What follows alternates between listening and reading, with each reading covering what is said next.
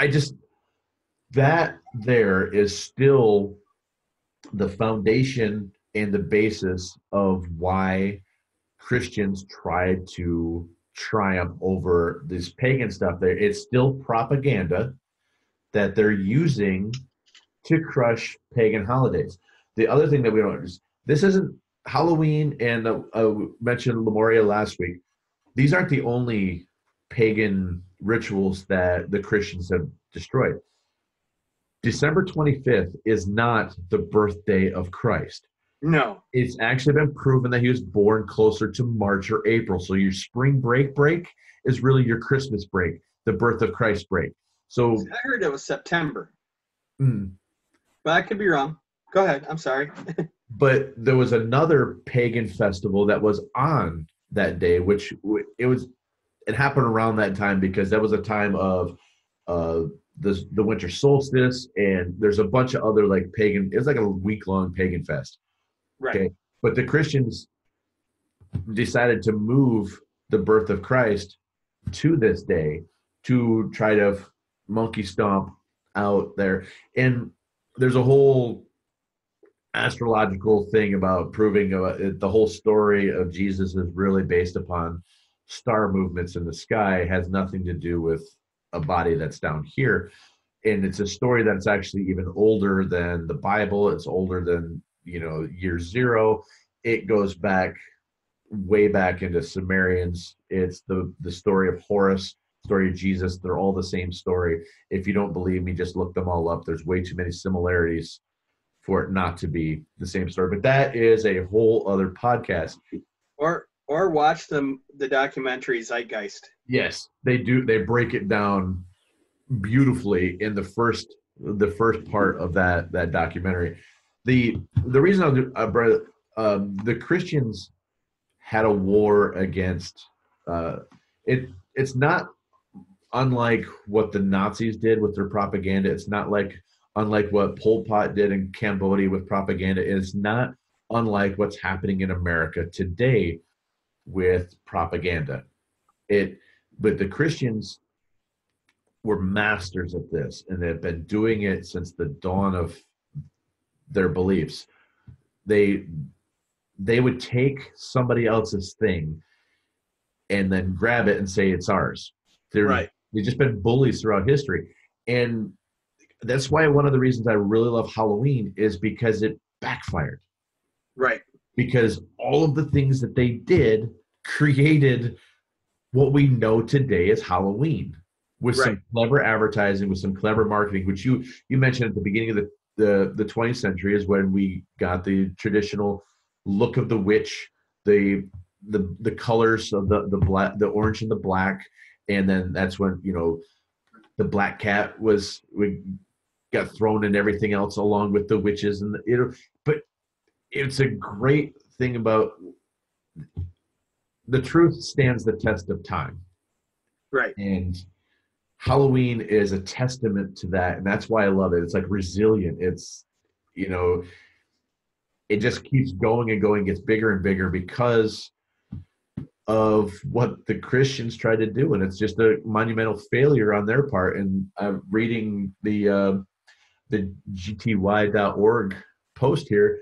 They're still trying to fight that with Bible verses and not understanding that they're the reason that Halloween is what it is today. Right. Well, and it's funny too. I mean, if you really want to get in today's times, if Jesus was in America, the Republicans would be trying to deport him. Right. He wouldn't get a visa. Right. Yeah.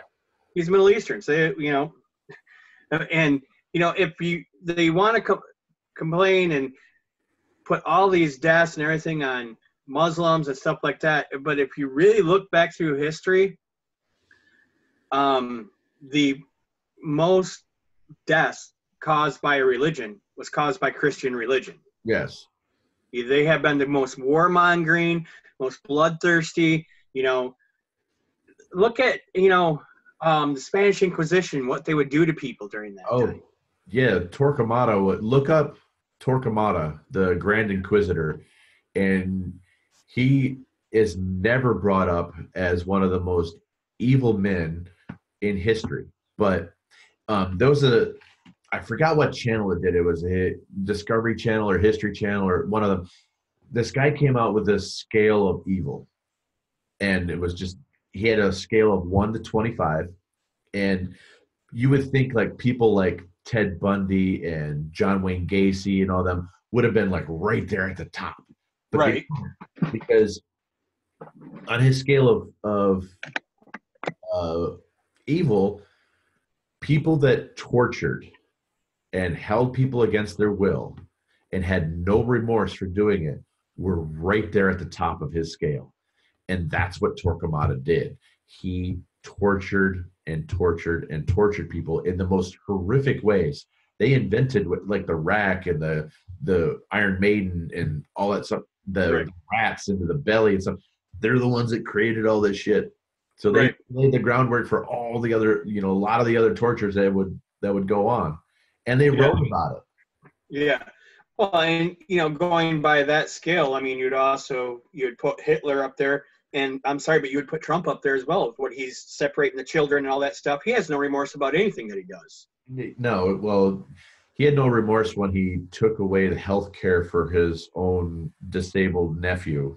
Right. So I think he actually bragged about it. Yeah, that's end of story there. But yep. All right. Well, going back to Devil's Night real quick, because I do have a little bit more history on Devil's Night that I want to add to it. This is how the pranks started, because at one point Devil's Night was called Gate Night. Okay. Because one of the pranks that they would do out in the rural areas, the farming areas, is they would go and take the gates off of fences so the animals could run loose at people's farms. See, now that's funny. It is. It was a prank, and that's why it started becoming called Gate Night. And it was really during the Great Depression, because it was a sign of the times. So it was an excuse for people to cause trouble and basically blow off steam, because I can't imagine living during that period. I mean, I've had hard financial points in my life, so I can kind of understand it a little bit. Uh-huh. I mean, I think we all have, but not to the extent that the people that lived during the Great Depression did. Yeah. When we lived together in Pittsburgh. Right. Yeah. And we were making homemade, was a hamburger helper. Yeah. Couldn't afford the actual hamburger helper stuff, so we just bought macaroni and cheese and hamburger. It was good though. Yeah, it was. I actually like it every once in a while to this day. Yep. I taught my son how to make it, so he does it all the time too. Nice. But it was actually Halloween of 1933, which was called Black Halloween, because we call everything bad black. I don't understand that. Right. I guess it's because of the darkness involved with the color and blah, blah, blah. Right. But with the exception of Black Friday, which is not a bad thing, it's an accounting term, which black means good. Right, yeah. Some people don't seem to understand that, and they keep calling it racist for some reason. And no, it's a good accounting term. It's a good thing. Right. But Black Friday, let's celebrate it. Yeah. But it was during this time, and because of, 1933 was called Black Halloween. And because of all the destruction that was happening in cities, because out in the farms, they're just taking gates out. But in cities, they were setting shit on fire. So police and schools started promoting activities like parties to bring kids away from the destruction. And what they would do is basically they'd have like a block party in cities where people would make homemade goods, and kids would come up and, they would start wearing costumes around this time, and people would give them homemade goodies, which later evolved into store-bought goodies and stuff like that. And then, all Hershey's and all these people really started marketing on that and really started making a lot of money. But there was a company at the time called Denisons, and they published a bunch of books or guides on how to turn Halloween from a prank night to parties and other activities. They put out Halloween materials and costumes. They were actually a novelty company, and they started with paper costumes, but a lot of them caught fire. Right. So other companies looking to make money made more durable costumes, and Halloween became a big social event. And that's when people started having Halloween parades and stuff like that. Mm-hmm.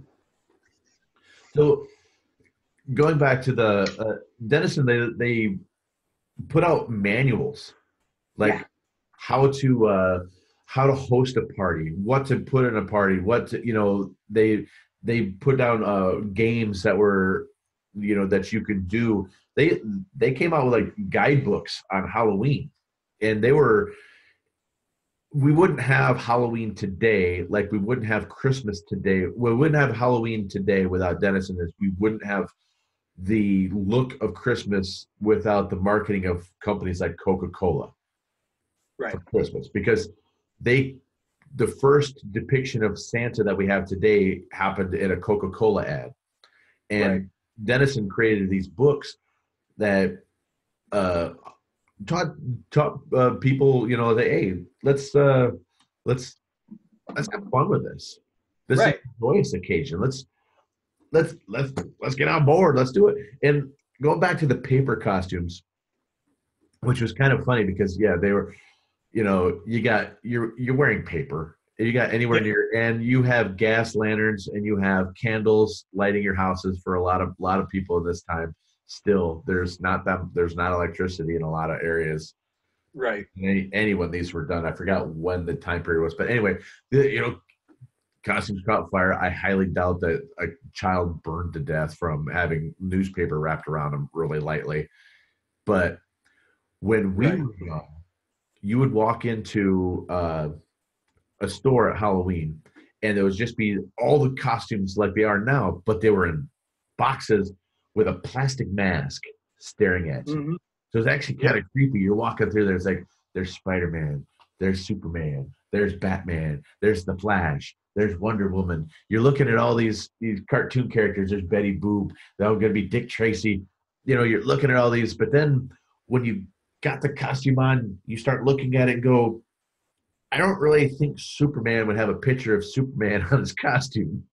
Nope. It's like, oh, it's a white piece of plastic that smells kind of funny, and I'm gonna put this plastic mask on my face that I can't see shit, and I'm gonna run from house to house to house in this thing that they were so shittily made that usually about the third or fourth house, the whole inside of your mask was dripping with condensation. You're getting high off the fumes from the damn thing, and then you just lost the mask. It ended up in your bag, and you just kept running from house to house to house. Right. Or, a lot of times you would have the mask up on top of your head while you're running the house, bring it down to go up to the door, bring it back up when you get your candy, go. Right. And you go to the door, and the lady's like, "Oh, what are you supposed to be, bitch? It says Batman across my chest. What more do you need?" Right. Well, and that's what's so cool about today, because costumes have evolved so much and they're so intricate. And actually, I think it's more fun if you actually make your own. Mm-hmm.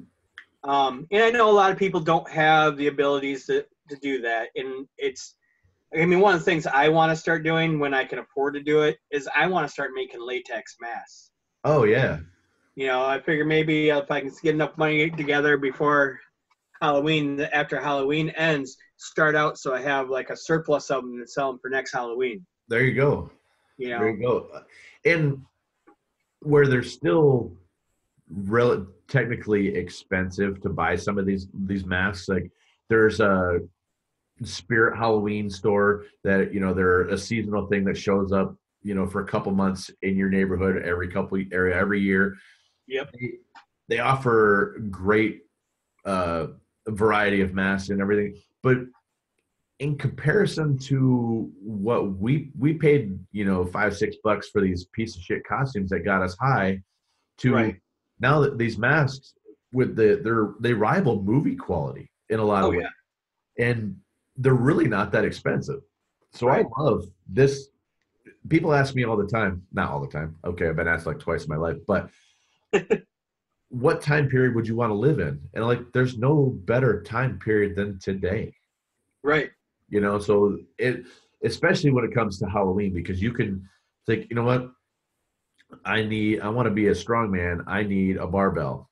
Huh, I go to eBay and I go buy 5 of them for $3. They're Right. inflatable and they're awesome. Right. You can get a muscle costume, make you look like you got muscles. Yeah, exactly. I did that a couple years ago and remember the old Coach's bike shorts, Yep. the bike brand shorts. So I had a pair of those, and I had the muscle shirt on, and I had a inflatable dumbbell. But I brought like two extra dumbbells with me to the party, so I was handing them out. I only paid like $5 for them with free shipping. It was awesome. But Right.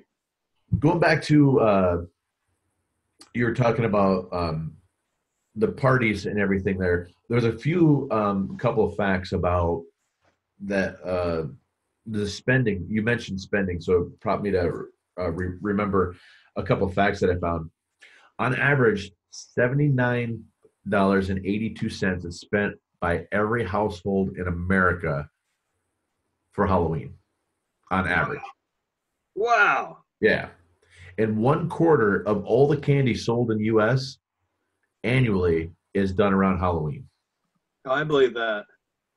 And I think another quarter is probably around Valentine's Day. Yeah, Valentine's Day, then maybe Christmas and Easter. Yeah. But this is what's really cool about this, because trick or treat, we grew up with it, so it's no big deal. We just thought it was always there. Yeah. But it's actually relatively young, and it started the phrase is less than 100 years old. Yeah. And the term comes from all the pranking that was talked about before. It's a way of buying off the pranksters, and it started in 1939. And that's when they started with the homemade goodies like popcorn balls, and it evolved into store-bought goods. And that's around the time that they basically reinvented the holiday. And then the holiday hit Hollywood and became a pop culture phenom. Oh, definitely.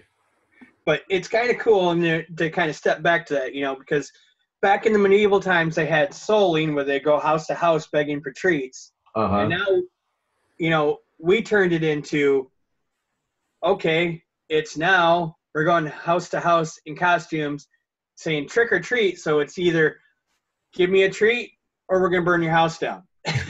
Right. Or we're going to give me a treat or we're going to set all your cows out. If I got 3,000 cows, I don't give a shit. Right.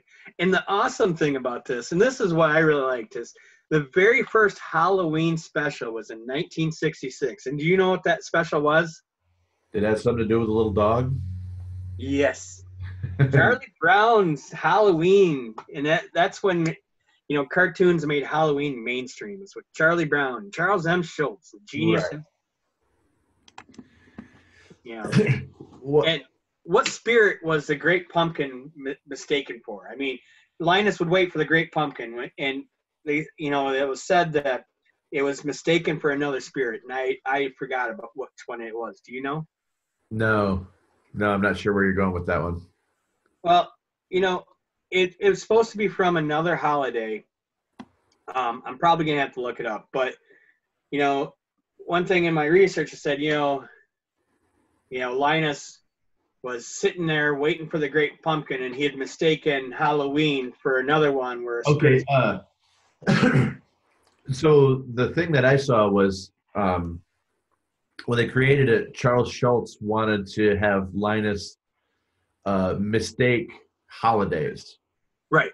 Like he was writing out a list and everything like other kids would do for Santa Claus. Yeah. Okay, so yeah, he was basically waiting for Santa Claus. Yeah. He had his holidays mixed up. Right. He wrote out a list, and all the good boys and girls would get candy from the Great Pumpkin, and then he'd go off to say, well, would you believe a fat man in a red suit would come down and bring you gifts? Right. But and I want to touch on some Halloween traditions, and a lot of these again stem back to the Middle Ages. You go to a Halloween party and everybody's talking about bobbing for apples. You know that used to be a divination ritual? Really? Yes. The whole thing about bobbing for apples is people would get together at a party and there'd be a lot of unmarried people there. So the women would mark an apple, in a certain way, toss it into the thing, and the guy would bob for apples, and whoever's apple he came up with, that was their future spouse. Oh, wow. So it was a divination thing. I just saw that in Scotland, they refer to it as duking. Yep. Yep. Duking. That's not what I call duking. No. I don't duke with apples. I don't. No. You don't want to duke after my apples. Right. And another thing is, the whole costume thing. Back in Europe, it was called mummering. Mummering. Yep, it was dressing in disguise and visit neighborhoods while dancing, playing music, and doing tricks. It was popular on a major feast day. Nice. But another ritual that I really liked was on at midnight on Halloween. I don't know if it was the night before or on Halloween itself. An unmarried woman would stare by candlelight into a mirror, hoping to catch a glimpse of her future husband's face to appear. Oh, And later that got turned into Bloody Mary. okay. You know, Which eventually got turned into a really bad movie called Candyman. yes, which spawned a series of bad movies. Oh, Candyman, Candyman 2, Candyman 3, Candyman, I got a job. I can't do this shit anymore. Right. And it's funny that you brought up the movie because that will segue into, and I'm sure you've got a lot of research on this one, so I'll probably let you take it. But the 1978 movie Halloween, movie for adults by John Carpenter. All right. I have always been, and you know, because you are too, Yep. fans of horror films. Yes. Now, in 1978, John Carpenter wrote and directed this low budget movie. I say low budget because they did this with $325,000, which is basically pocket money for a film studio for a major motion picture today. Right. So John wrote and directed this movie, but he was influenced by another another holiday themed massacre movie called Black Christmas. Now, in Black Christmas, there's a very similar character to the Michael Myers character we all know and fear today, but it was Billy something or other. I can't remember. It's been so long since I've seen this movie. It really wasn't that great either. But Black Christmas went on into obscurity, and there's so many similarities to Halloween and Black Christmas that John Carpenter was asked, "Is Halloween really a sequel to Black Christmas?" And he said that he had actually talked with the director of Black Christmas and asked him if he would ever do a sequel to his movie. It's like, the director of Black Christmas actually said, horror movies don't need sequels. In a kind of a lesser degree, Halloween, the very first Halloween, is actually a sequel to Black Christmas, which we all know that Halloween and Halloween 2 are probably the two greatest 1-2 punches in definitely in horror history. Oh yeah. It's the same story continued. It's like Michael Myers sits up, and that's the beginning of the second one. It's such great things, but there's so many great little stories that went on with the movie Halloween. Well, just a quick interjection there.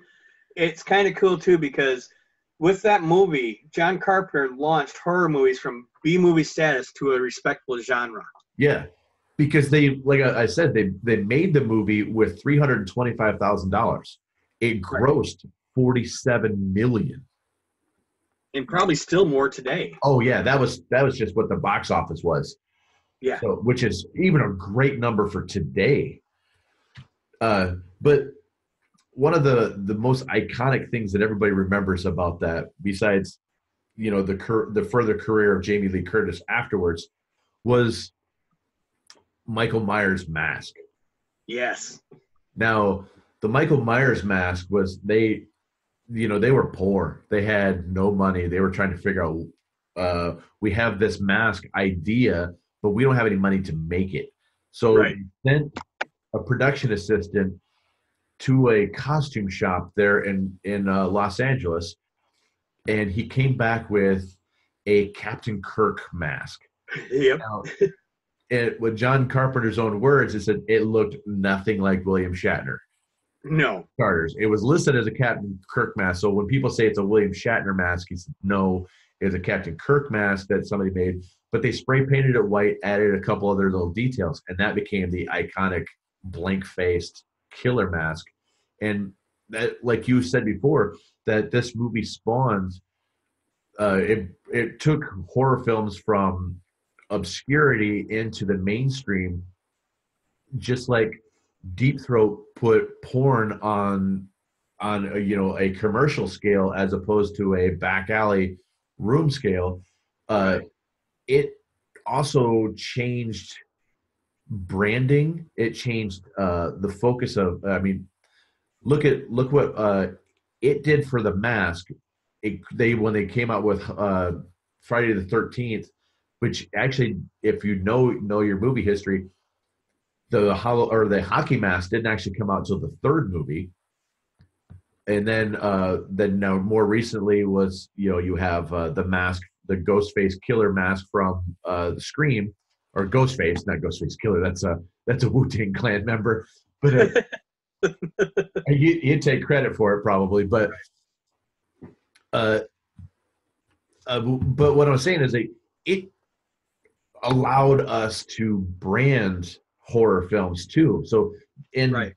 it also opened the doorway for you know making the iconic theme songs, the soundtracks, Right. everything.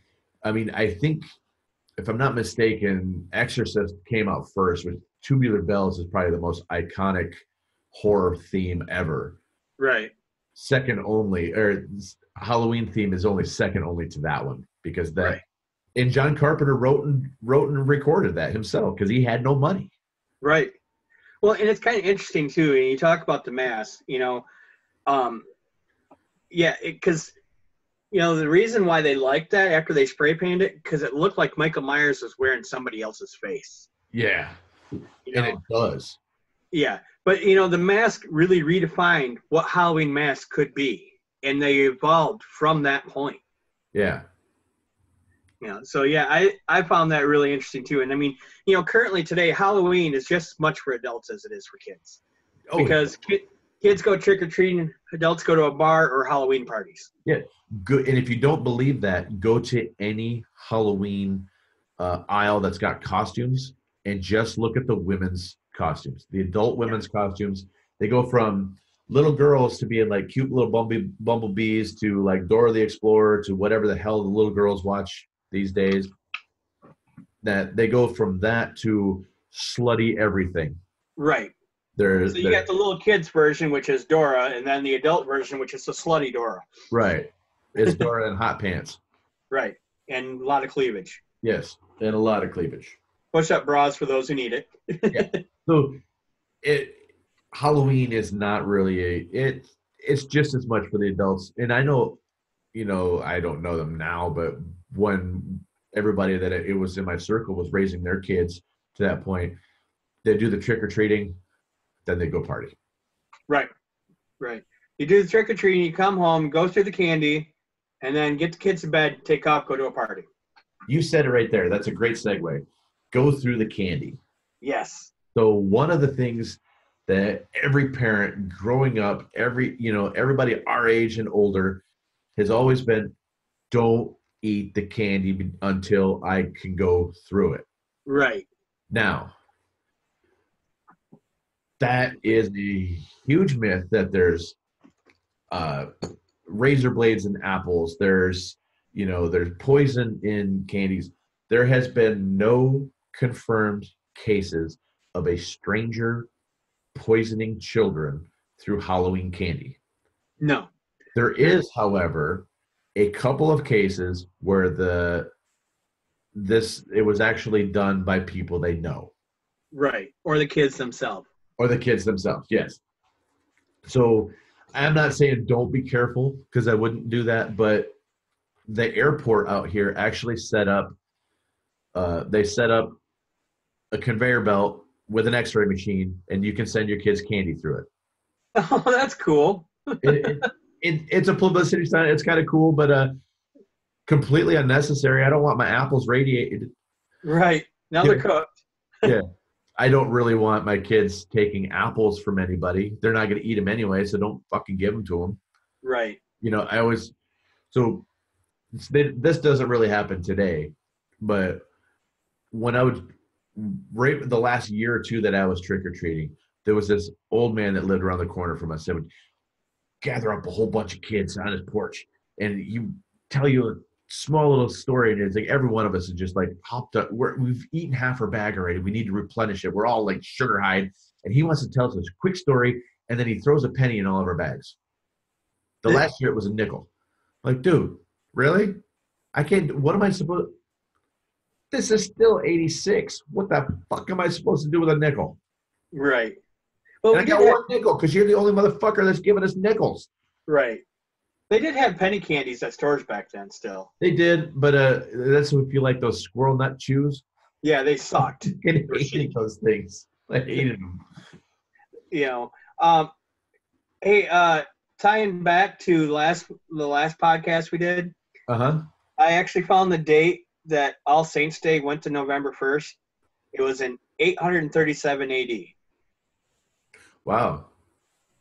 That's a while ago. Yeah, it was a long time ago that they switched all this around and fucked themselves. Yeah. And I'm a big fan of karmic retribution. Yeah. And right.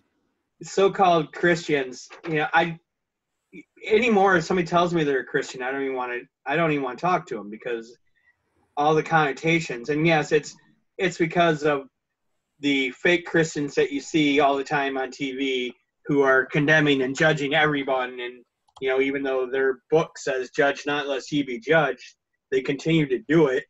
Right. And there's some of the most judgmental people out there. Right. But yeah, so, I love that karmic retribution of that. And I just, Halloween to me is a time, again, where you get to be something that you're not. Yeah. Go around playing a role for a couple hours. You get to step outside yourself and do something completely different. Yes. And again, it's back to like Dungeons and Dragons. You get to do that.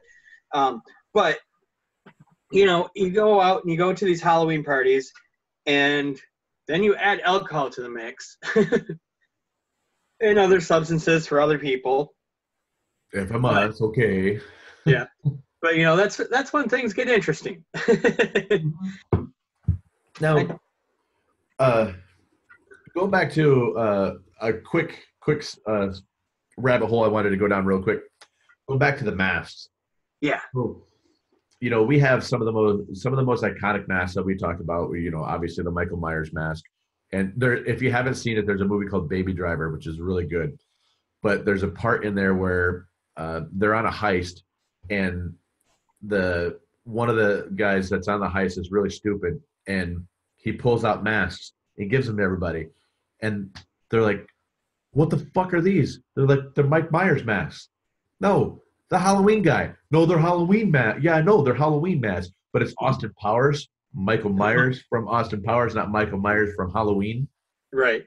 But it's a great little thing. But that's we have that Michael Myers Halloween mask. We have the hockey mask from Friday the 13th. There's the ghost face mask from Scream. But do you know what the most iconic mask of all time is? No.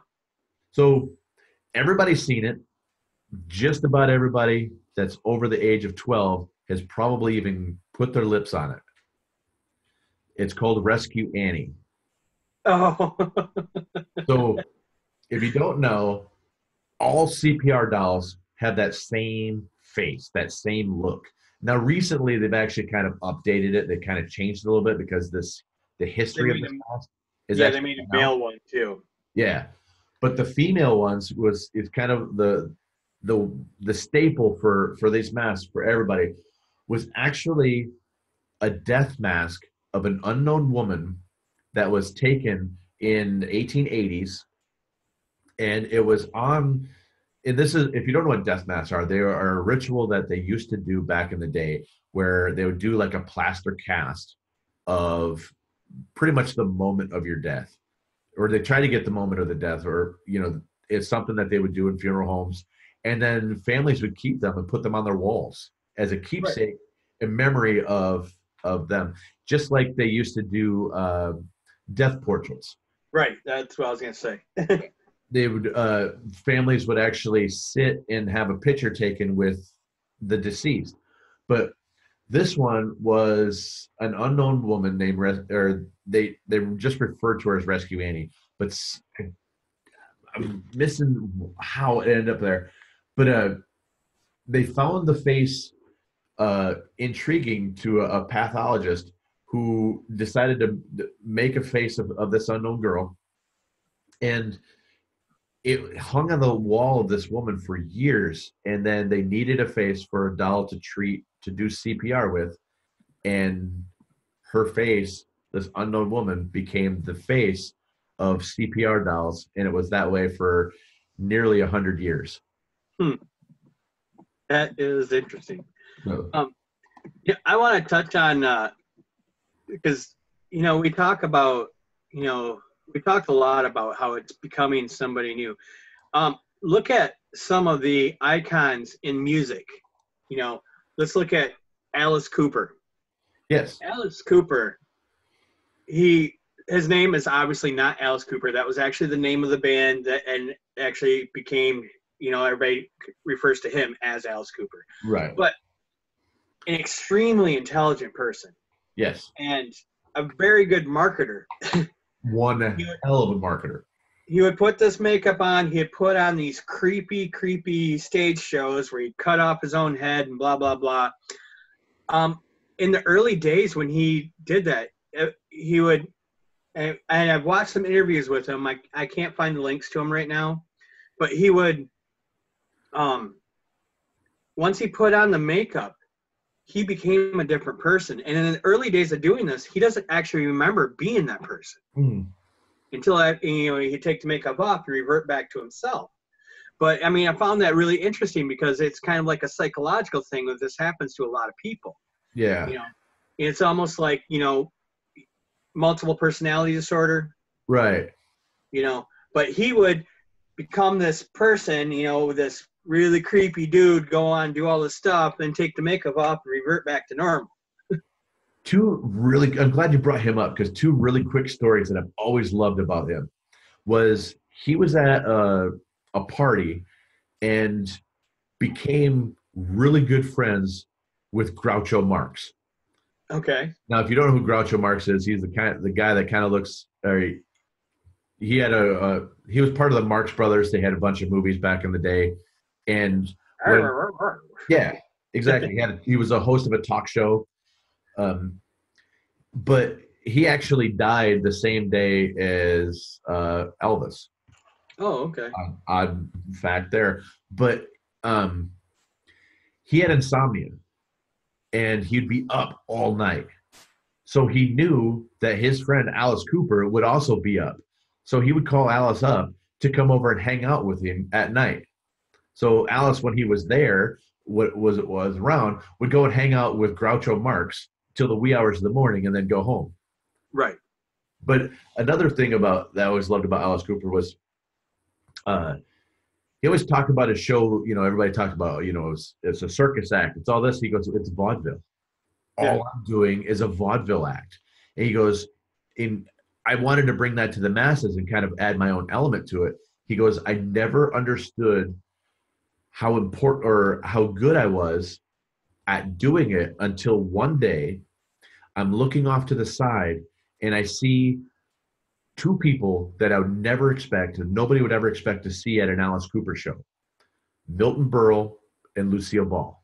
Oh, wow. Now, if you don't know who they are, look them both up, because Milton Berle was a huge comedy actor and just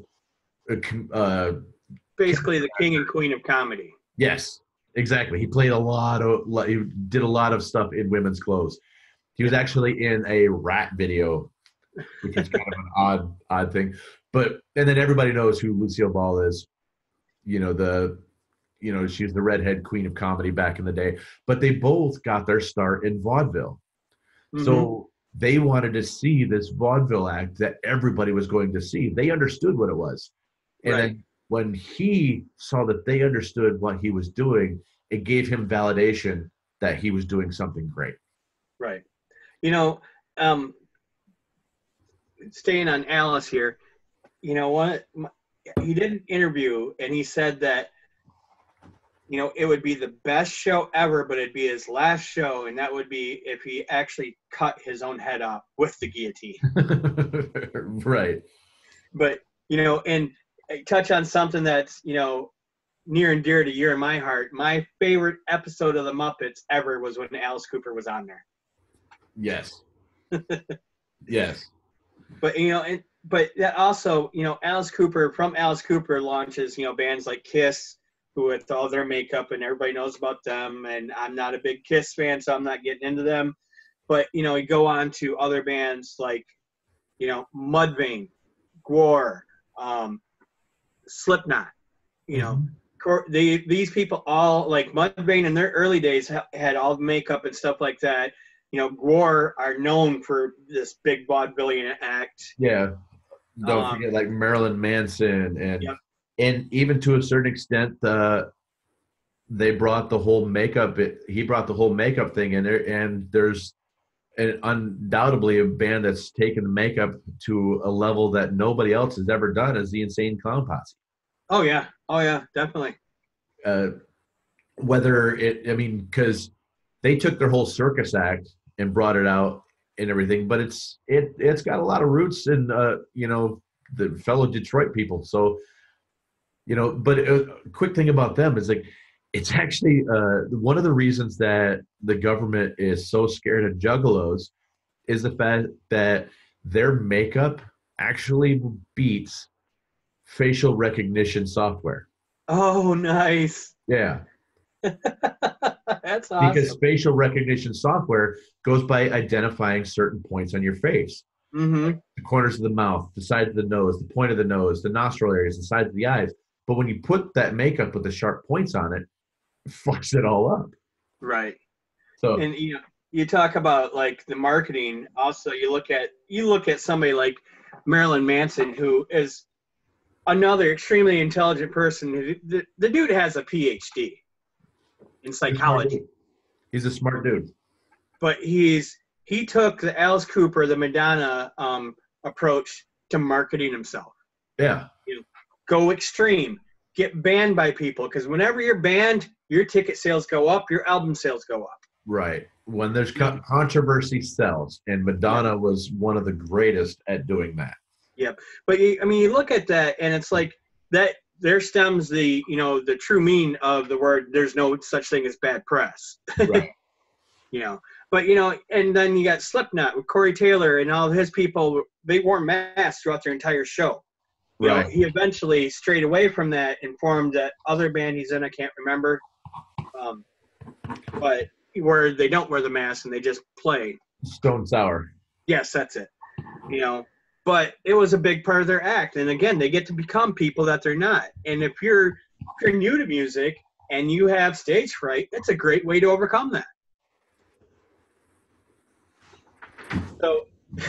So when you look at the psychological aspect of that, putting on masks helps you overcome certain disabilities you may have. So if you have, like I said, if you have stage fright, you go like Corey Taylor aspect, put on a mask. And I don't know if he truly had stage fright, but put on a mask, you can get up on stage, perform at a high level, and it helps overcome that. So eventually you can go on to do stuff without the mask. And masks, you really look at it, we all wear different masks every day in our lives.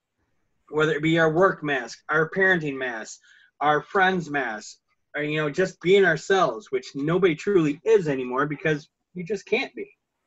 So masks are, they're good and they're bad because they can also be a crutch.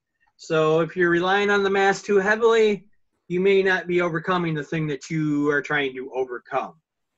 So that's a huge, huge different path down the bunny rabbit's hole. But again, it all stems from Halloween. Halloween created all of this for us.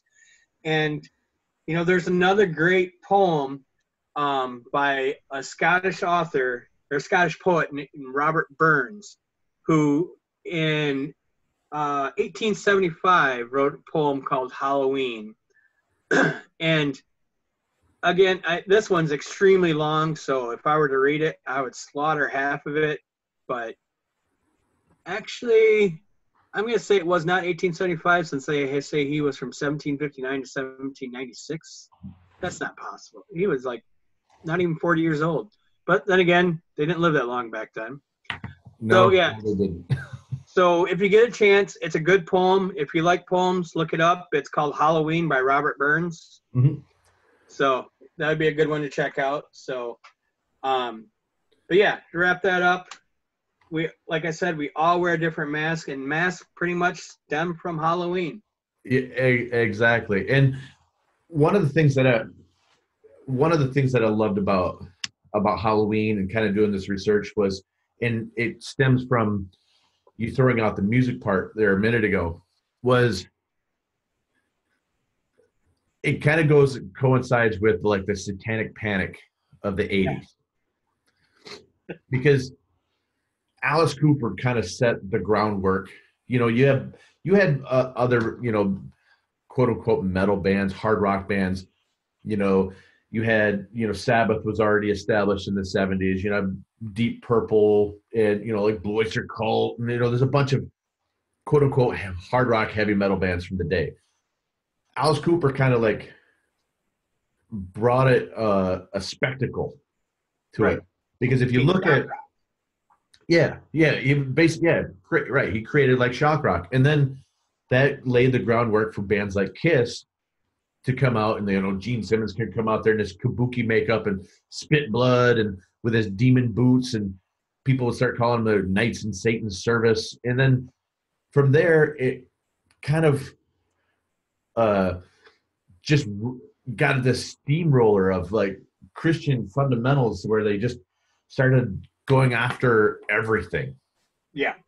It wasn't just music, it was everything associated with non-Christian or quote unquote non-Christian values.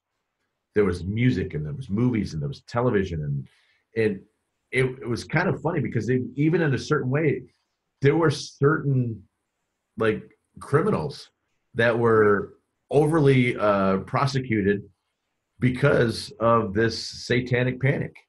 Right.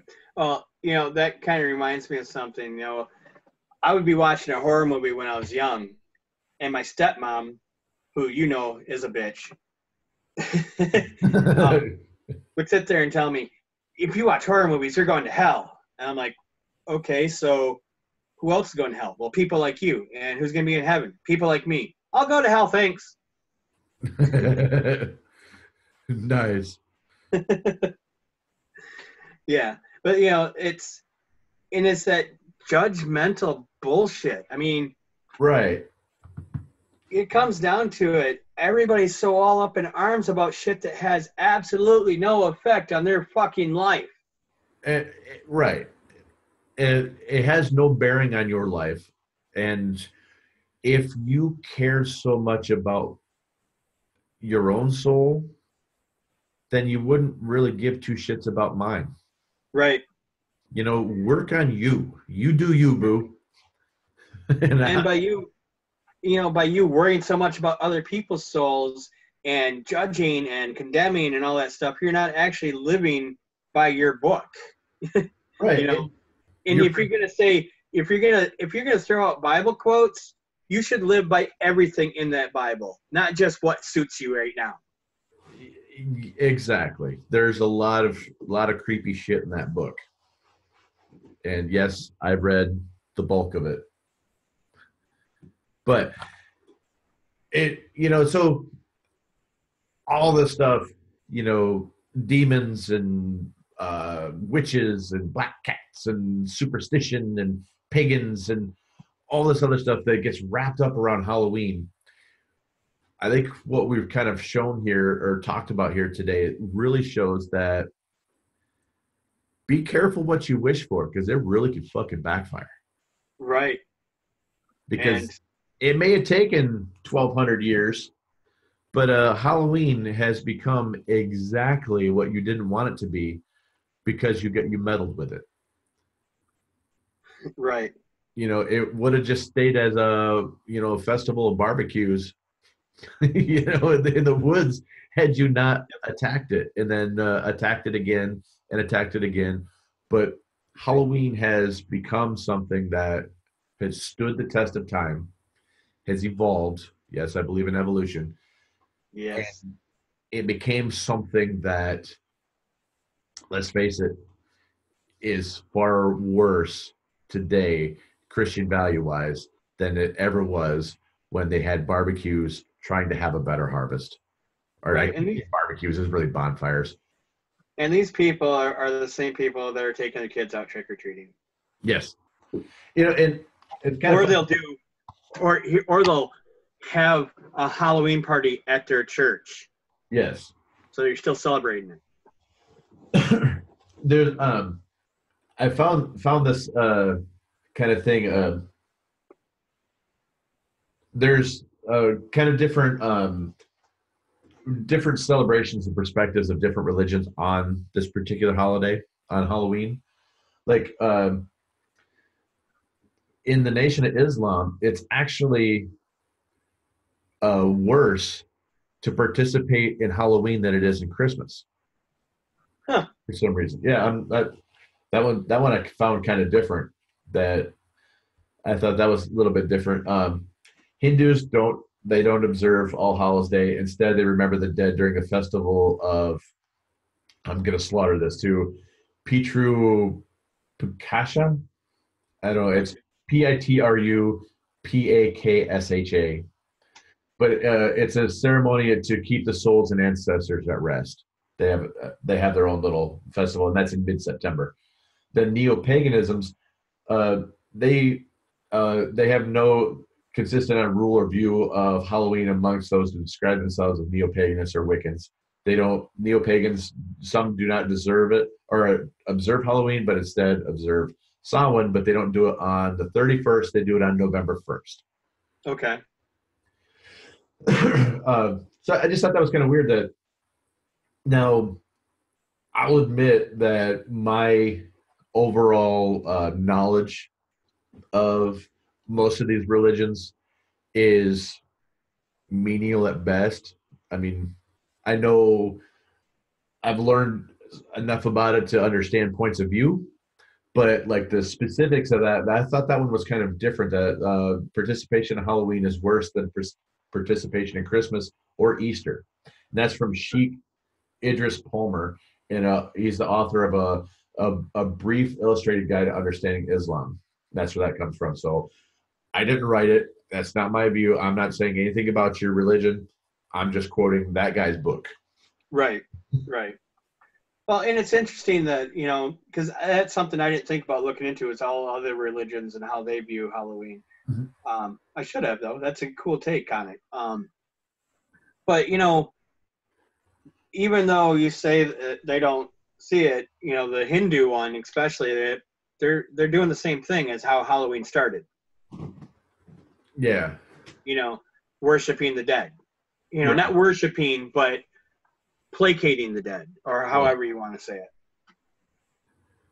So basically, that time of the year, and I've always kind of said this is because you'll notice that people with depression, their depression spikes in the fall and the winter, and it's because, in my mind, this is the rationale I'd come up with, was that it's the end of things. That's when things are dying. That's when trees are dying. That's when the grass dies, and you're set apart with this bleak weather where everything's cooler, and snow comes and buries everything and nothing grows, and then spring, it's all of a sudden all the stuff starts growing, so the depression ends. Yes.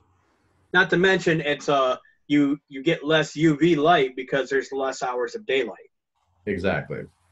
That's why I live in the Pacific Northwest, and tanning is huge here because even when we do get daylight, it's overcast and dark and rainy. So Right. people get really depressed, and doctors actually prescribe tanning to a lot of people to try to help with that depression. Right.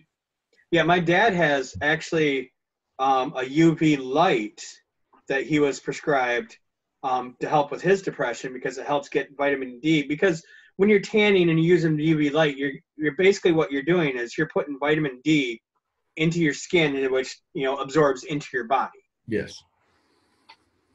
And because we lack vitamin D during the winter and fall. Mm-hmm. So. That's kind And, of cool. and if you have depression or have symptoms of depression, please, please, please take it seriously and seek help. Exactly. I And can't agree with you more. a weird fact that I learned about depression the other day is when people commit suicide when they're depressed, they're not doing it at a low point. They're actually doing it when they're coming back from their lowest point. When they're at their lowest point, they're doing nothing. Right. When they're coming back from those low points, that's when they start getting energy and focus and uh, inspiration again.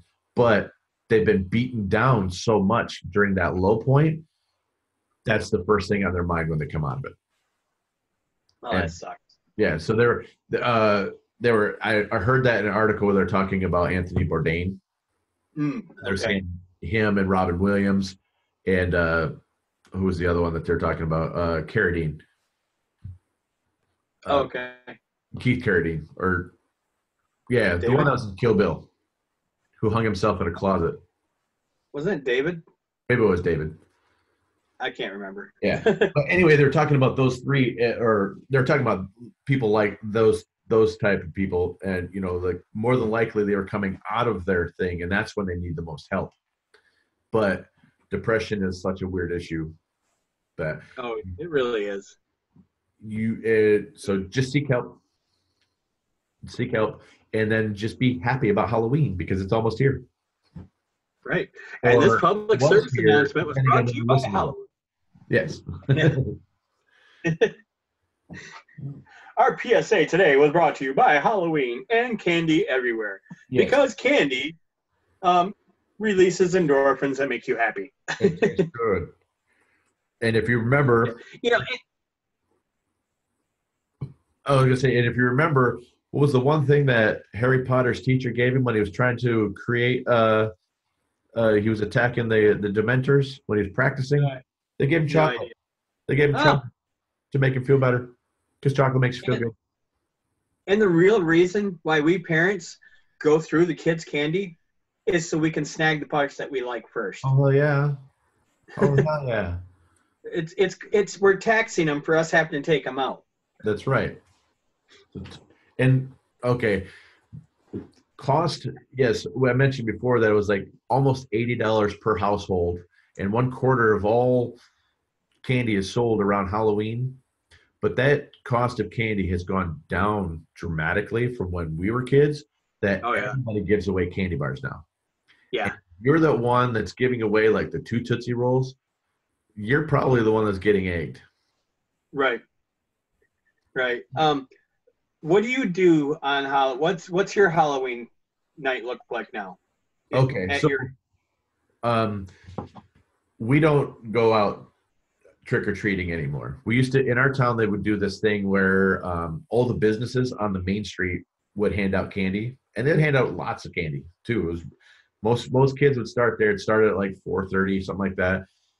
Most parents would bring their kids down there. They'd go to all the businesses. That would get their bags started. Then you'd take them uh, to your neighborhood or whatever neighborhood, and then they'd do candy from there or trick or treating from there. We don't have anybody in our house that trick or treats anymore. What we do is we live in a little cul-de-sac that you can't see my house from the road. So we set up in my front yard that you can see from the road. We set up this huge garden or graveyard. Now we run a fog machine down that, and then we have a video projector where we display ghosts on our front window, and we just try to scare the hell out of kids. It's fun. Yeah. I put Tubular Bells on a loop or various other metal songs, instrumental Nice. metal songs, and That's cool. have fun scaring kids. We I married somebody who loves Halloween as much as I do. That's awesome. I did not. My Halloweens, and has been for the last several years, because again, my children don't trick or treat anymore. Is my wife and I and my son, the only one that lives with us right now, head over to my dad's house, and I basically tag team with my brother, handing out candy to kids and looking at their hot moms. Oh, fair enough. While my dad's got horror movies going on, and my wife tries to ignore the movies because she hates horror movies. Oh, that was one thing that actually my wife and I clicked on was love of stand-up comedy and love of horror films Yeah, and love of Halloween. So yeah, we have as much decorations in our house as we do outside. right. And see, my brother and I actually create the decorations for their place. Like, I've got to go over there at some point, probably this month or in October, and make new. We had taken like styrofoam, and I cut out gravestones Mhm. and painted on them. Spray painted black, then painted like "Rest in Peace," and you know, like I had one for like Elvis Presley, and Guys. but that's we put them all over the yard, and we put lights out and stuff like that. So we go all out at his place. Like my wife has probably as many Christmas decorations because that's her holiday Uh-huh. as we do Halloween decorations at my dad's house, where my brother and I kind of go all out on Gotcha. We have to put out these little arrows. I say little. I made these arrows out of foam core that we put on stands like they're like a real estate stand, and we it. Yeah. poured blood on them and put free candy, pointing back to another one that's in our front yard by the graveyard that we put a little strobe light down that's shining on that arrow that's got blood dripping from it, so that when they walk by, they'll see our graveyard with the fog, and then they come back to our house. Otherwise, you can't see our house from the road, so people just walk right on by it. Because coming back to our cul-de-sac, there's two houses on the corners on the little drive that goes back to our cul-de-sac. Then there's another house which has got a Jewish family that doesn't observe Halloween. Then there's a Russian family which also doesn't observe Halloween, so their lights are off. So when people look back there, they see those two lights off. So then we had to set up these arrows so that people would actually see our house, and then they start coming back, and then they have a good time when they come back and see it. Well, it's great. And I love it. When I was taking my kids, I love going to those houses that were all decked out. Yeah. It never fails. Somebody jump out of a casket or fuck, what do you call those things that you bury people in? Coffin.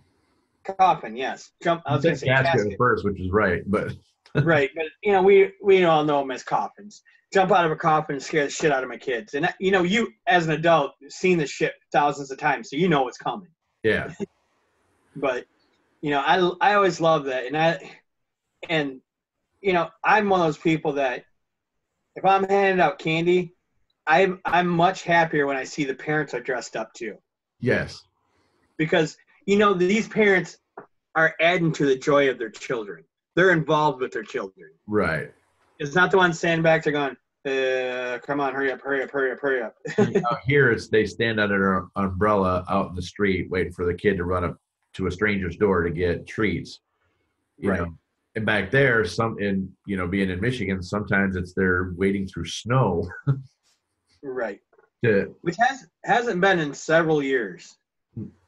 It's been rain, yes. Snow, not so much. Yeah, we generally get a little bit of rain every year on Halloween, but Snow, it, one of the things that actually I would probably go back to say that inspired me the most about trying to set up a spooky haunted house for my house was when I was a kid and we lived in Louisiana.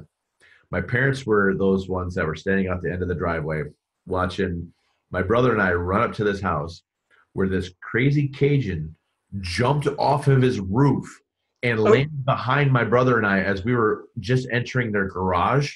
He lands on their driveway and growls. We didn't even stick around for candy. We just and I still remember that to this day. And I'm like, you know what? I someday want to be that crazy Cajun. right, but you're gonna break a knee. Yeah, I didn't jump off any roofs, but we scared some kids. Well, and when we were kids too, I mean, you would have the bullies that would hide behind trees and jump out, scare kids so they could steal their candy. Right, right. Don't be that dick. I've known people who were that dick, and I've known some kids that got hurt trying to be that dick by dads that didn't want their kids to lose their candy.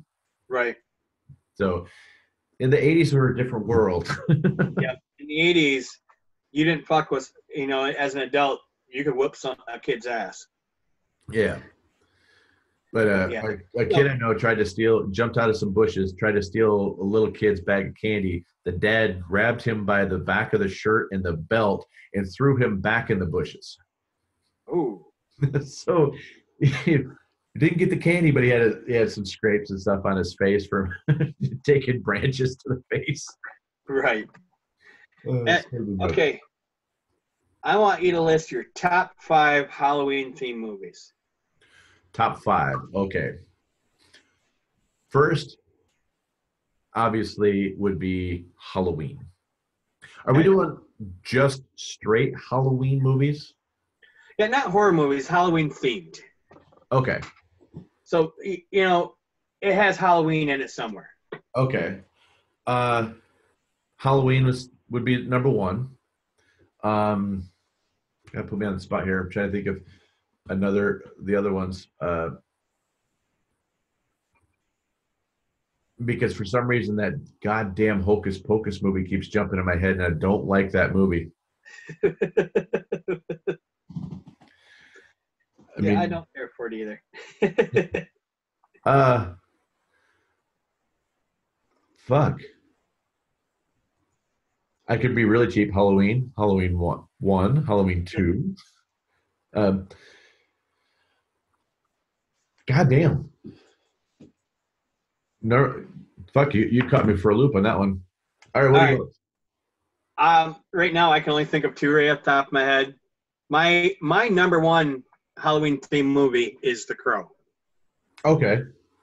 All right. Because it centers around Devil's Night, so there's my Right. get out of jail free card on that one. Then Halloween, um, and now because I just thought of this question, I didn't research this or anything, so you're gonna see us or hear us typing in Halloween themed movies on Google so we can figure this Right. out. So those are my top two. I mean, I really love that movie. Halloween. Oh, The Craft. That would be 3. Okay. Um, those aren't Halloween. Oh, the 1980s version of Trick or Treat with the kid from Growing Pains in it. Yes. With yes, I forgot about that because Gene Simmons was in it. Yep, Ozzy Osbourne was in Ozzy it. Osbourne was in it. He played a priest, didn't he? Yep. And my fifth one, I'm going with The Great Pumpkin because I watch that every fucking year. Okay. So there's my 5. All right. So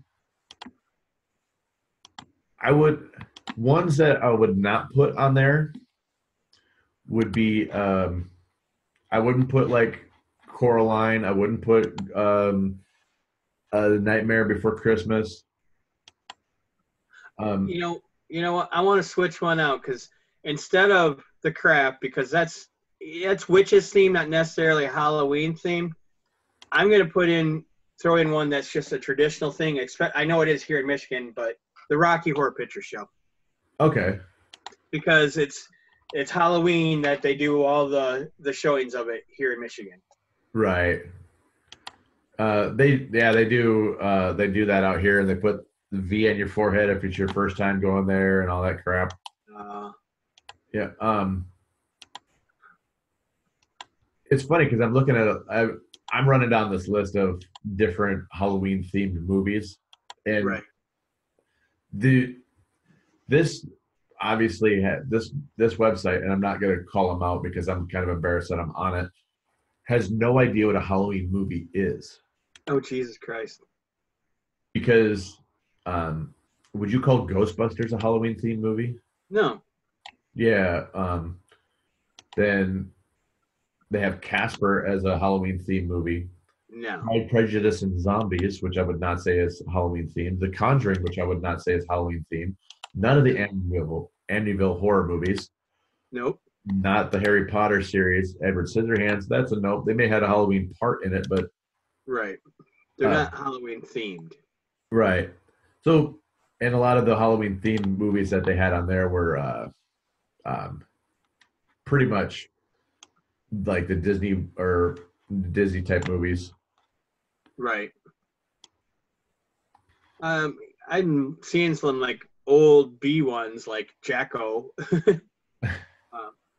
but I wouldn't consider I was a teenage werewolf to be a Halloween. No.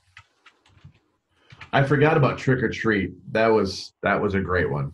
Yeah, I loved that movie. And it had a great soundtrack. Oh, definitely. And it came out in 1986. Because Slayer has a cover of Inagata Davida on that soundtrack, if I'm not mistaken. I think so. But yeah, and who was the singer for those songs? The band that they had, somebody actually, the singer had an amazing voice. It's one of those high voices. Uh-huh. But yeah, I always liked that. Yeah, I guess I can't give you a top 5 right now. All right. We can go with all 5 of the Halloween movies if you want. No, I wouldn't do that.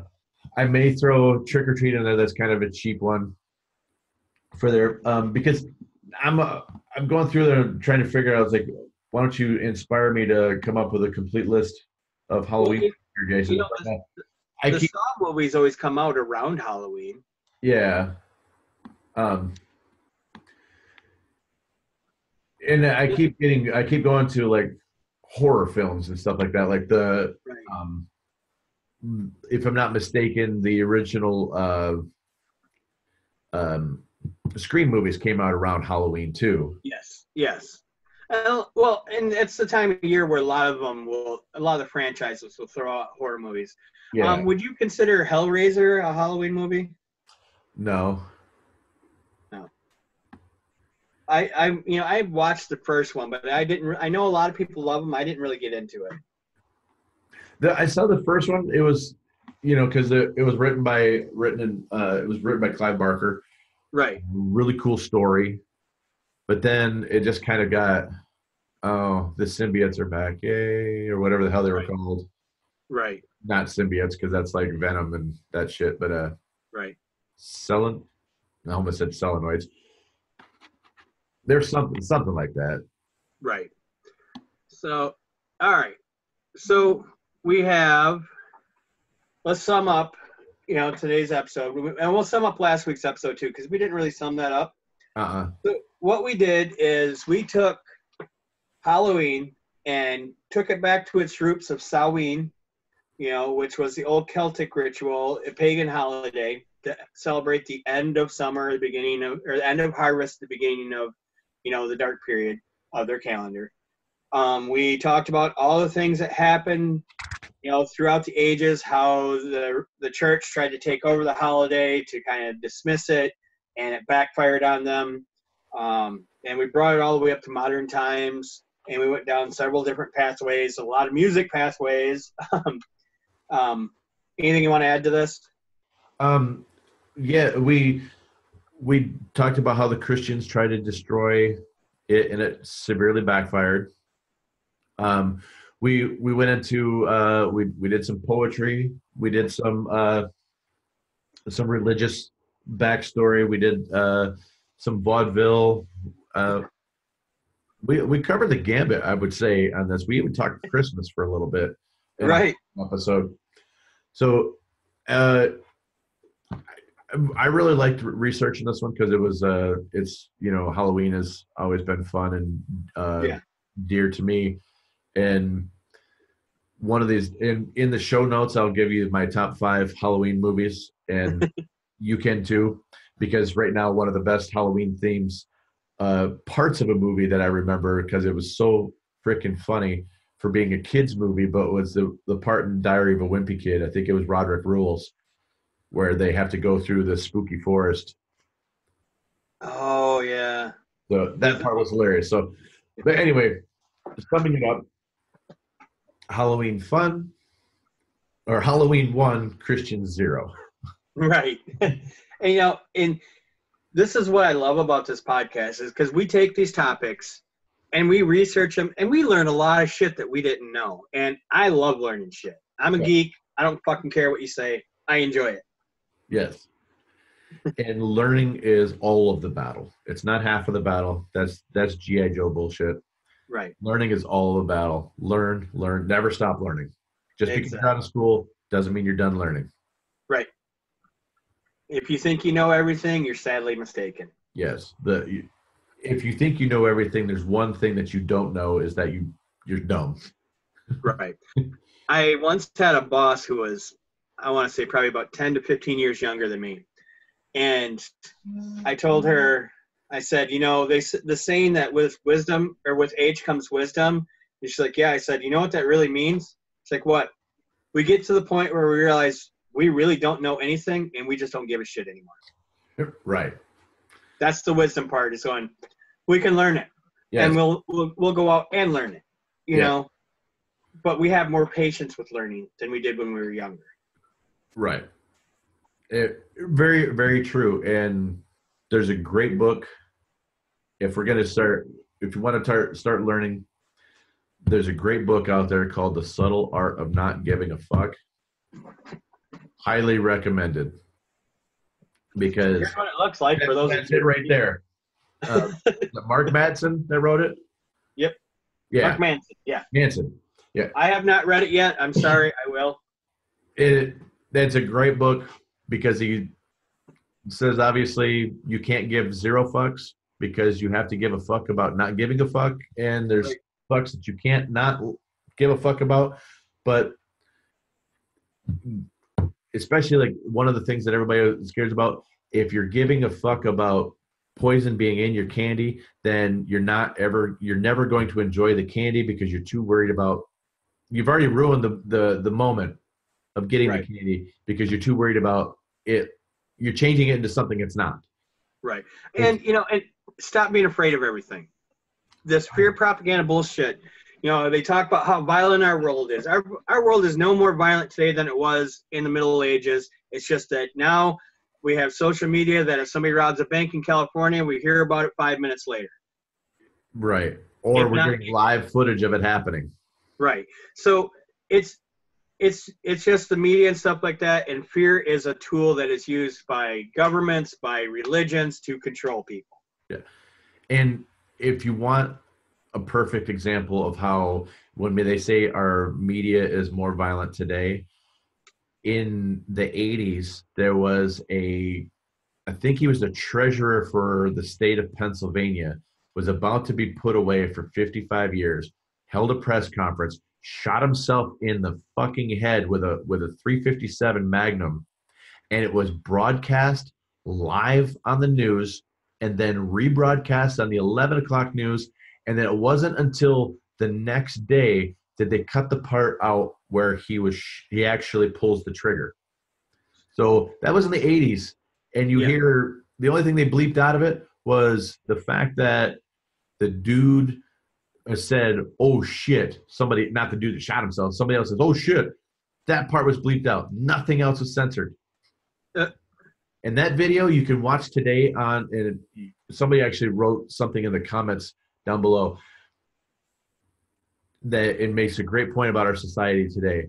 That video has been on YouTube forever. Had there been a nipple shown in that same video, it would have been pulled. This dude is dead. He actually commits suicide, and it's on YouTube today. But if there was a naked woman in the background of that thing would have been pulled down instantly. Yeah, that's bullshit. That's our society. Yes. Bit backwards. But anyways, yeah, that's all stuff that we can cover in another podcast. Right. Sorry, we went down an extreme rabbit hole that time. So we're trying to wrap this up. Somehow we turn this into the ending of the Return of the King, where it just ends and then it goes again, then it ends, and then it goes again, and it ends, and then it goes again. So yes. On behalf of myself, Jason. And myself, Craig. Insert tagline here. Come back next week. Happy fucking Halloween. Go out and have fun. Exactly. Dress slutty. Yes. Guys, that's for you. Guys, go out there and dress slutty. Don't let the women have it all. Right. Equal opportunity. Exactly.